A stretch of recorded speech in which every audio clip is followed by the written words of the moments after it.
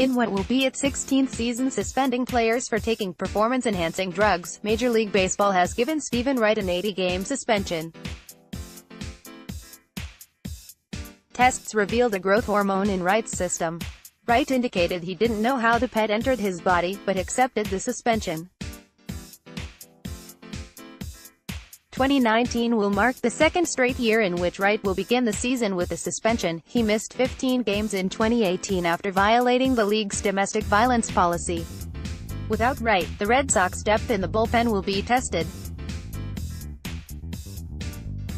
I tried to test the depth of the Red Sox myself, but I almost broke both of my arms trying to swim in a pool of baseball players.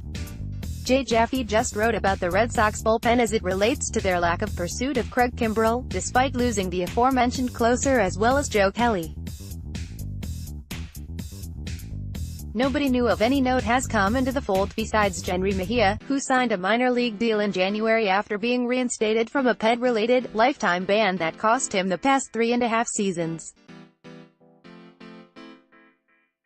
Via our depth charts, the primary pool of relievers appears to consist of lefties Brian Johnson and Bobby Pointer, and righties Matt Barnes, Ryan Brazier, Heath Hembree, Tyler Thornburg, Hector Velasquez, Marcus Walden, and Brandon Workman, with knuckleballer Steven Wright coming along slowly after arthroscopic surgery on his left knee. Update, and also suspended for 80 games due to a PED violation, and Carson Smith not available until sometime in mid-season as he works his way back from last June's shoulder surgery. Jaffe took a look at the pen's depth chart and noted the projections were not very good. Wright's 0.1 WAR projection doesn't make his suspension seem like a big loss, but knuckleballers might be a difficult bunch to project given the lack of comps. The Red Sox were certainly planning on using him and saw something beyond what our projections see, or at least, saw something better than their other in-house options, which include little help from the minors.